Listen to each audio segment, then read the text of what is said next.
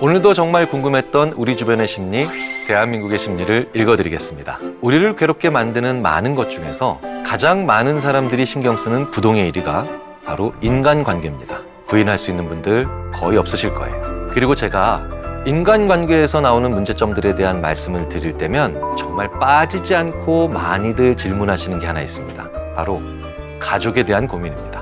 같이 살지 않더라도 뗄래야 뗄 수 없는 존재이기 때문이죠. 그런데 우리는 공개적인 자리에서 나의 가족 누군가 때문에 너무 힘들다 이렇게 얘기하는 걸 굉장히 어려워하죠. 왜일까요? 가족이 결국 나라고 생각하기 때문입니다.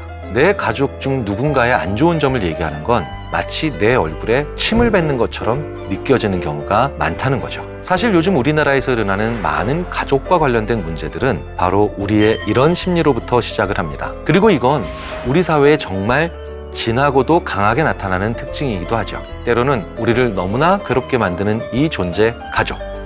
건강한 가족 관계를 만들 수 있는 방법, 오늘 읽어드리겠습니다. 안녕하세요. 인지심리학자 김경일입니다.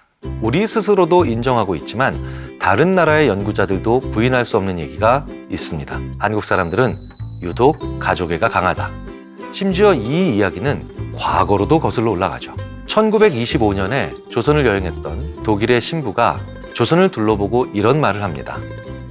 어찌 아이의 발이 땅에 닿지를 않는가. 어떨 때는 엄마가, 어떨 때는 할아버지가, 심지어 주변 이웃이라도 그 아이를 계속해서 안아주고 있다는 겁니다. 이렇게 성장하다 보니 어릴 때부터 유대감이 다른 문화보다 더 강할 수밖에 없다는 거죠. 물론 그렇다고 다른 나라에 가족애가 전혀 없는 건 아니죠. 리암 리슨이 연기한 자식을 위해 목숨을 건 영화 테이큰만 봐도 절절한 가족애 그리고 부성애를 느낄 수가 있습니다.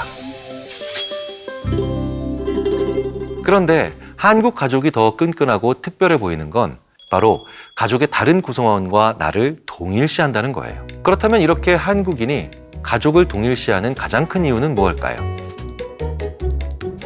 바로 우리의 가족이 애착 형성에 있어서만큼은 타의 추종을 불허하고 있기 때문이라는 거죠. 아이를 정말 많이 안아주면서 키우고 있기 때문입니다. 서양의 요람에서 키우는 문화와는 상당한 차이가 있다는 거예요. 아이가 비록 그때를 기억하지 못한다 하더라도 살이 맞닿는 이런 행동들은 바로 사람에게 엄청난 애착심을 만들어줍니다. 그리고 오히려 안아주고 그 피부가 닿은 기억을 생생하게 가지고 있는 이 부모는 더더욱 그렇다는 얘기죠. 그러니 이렇게 애착이 많은 나의 아이는 나와 같다 라는 감정까지도 연결이 된다는 거예요. 그리고 이런 생각들이 우리 문화 전반에 잘 퍼져 있고 스며들어 있다 보니 문화적으로도 학습된 현상이 나타나는 겁니다. 우리가 가족 구성원과 나를 동일시한다는 걸 정말이지 잘 느낄 수 있는 대목이 있습니다. 바로 교육열입니다. 한국의 교육열이야 정말 엄청나다는 거 누구도 부인할 수 없는 사실이죠. 아이의 성공은 결국 나의 성공이니 아이를 성공시키기 위해 더 강한 노력을 그 어떤 문화보다 더 많이 한다는 게 나타나는 현상인 거죠. 최근 화제가 된 드라마 이상한 변호사 우영우에 이런 대사가 있습니다. 이 나이가 되면 꼭 자식이 내 성적표 같아서. 이 말의 의미가 뭘까요?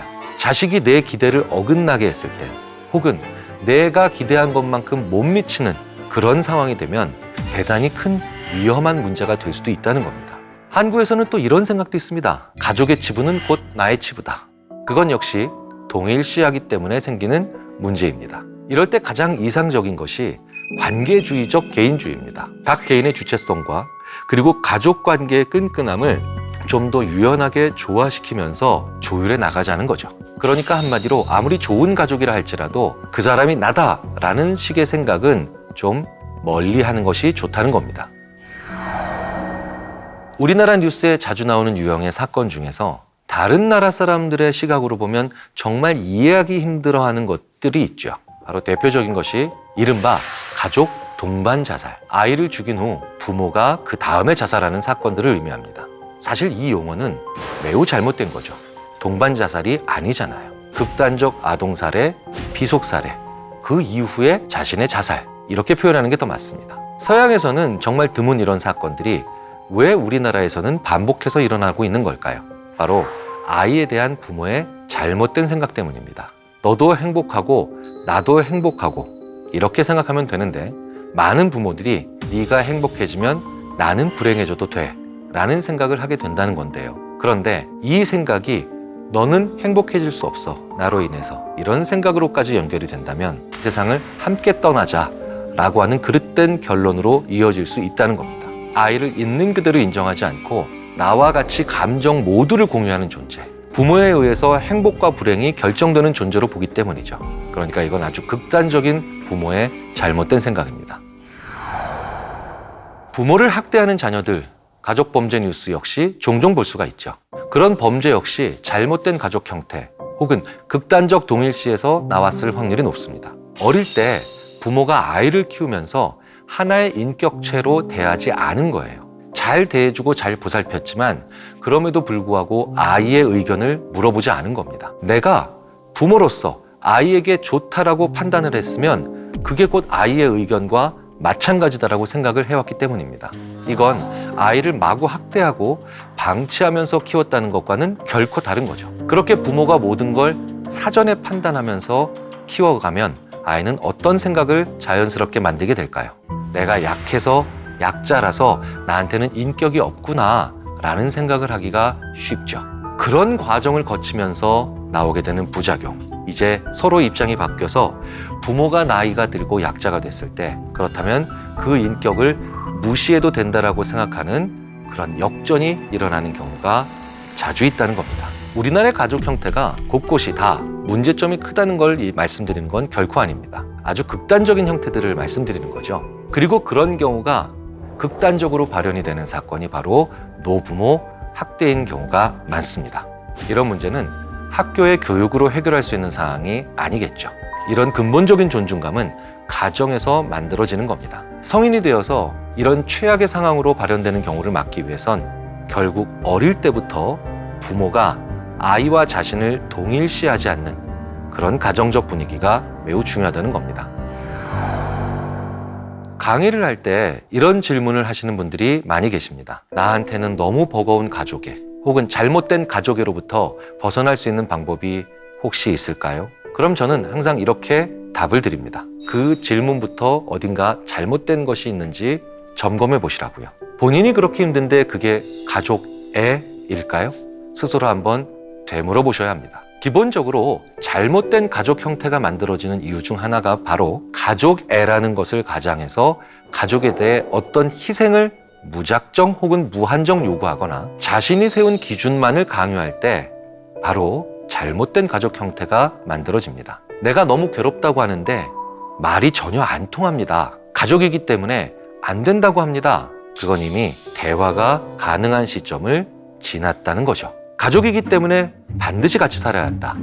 가족이기 때문에 반드시 밥을 꼭 함께 먹어야 한다.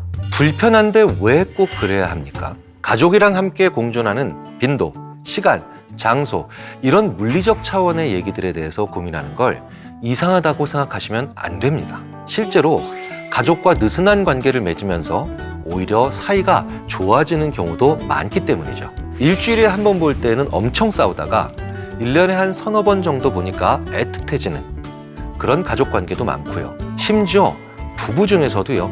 각방을 쓰면서 오히려 더 존중감을 가지는 경우도 있습니다. 그렇다면 가장 바보 같은 짓이 무엇이냐는 분명해지죠. 바로 내 가족에 대해 남의 규칙을 따르는 일입니다.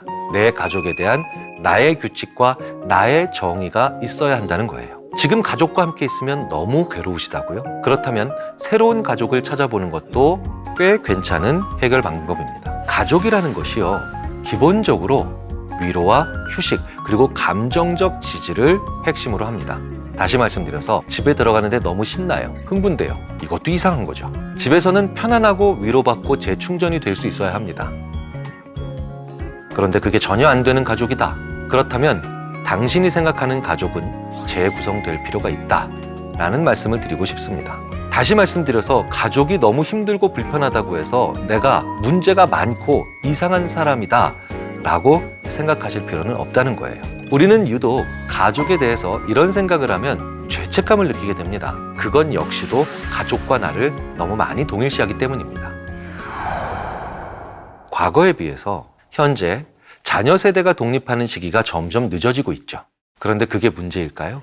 아이들의 독립성이 낮아져서 오히려 더 늦은 시점까지 부모의 보호 아래서 자녀 스스로 부담 없이 성장할 수 있는 기회가 될 수도 있겠죠. 인간이 왜 고등동물이 됐을까요? 다른 대부분의 동물들은 아무리 길어도 1년 이내면 독립이 가능합니다. 그런데 인간은 꽤 먼 과거에도 10년 이상 걸렸고요. 지금은 더 늘어나고 있습니다. 그리고 20살이 넘은 제 딸도 여전히 독립하고 있지 않습니다. 그런데 이게 이 점이 바로 인간이 지구를 정복한 이유 중 하나죠. 가족의 형태가 어떻든 가족이 어떻게 살고 있든 그런 게 나쁜다는 게 아니라는 거예요. 내 삶의 방식을 가족들에게 강요하고 있진 않은지, 강요받으면서 서로의 관계를 갉아먹고 있진 않은지, 우리가 진짜 지금 가족에 대해서 생각해 봐야 할 건 그 점이라고 생각을 합니다. 사람마다 무엇인가에 대한 자기 정의가 있어야 합니다. 가족에 대한 나의 정의는 혹시 어떠신지요?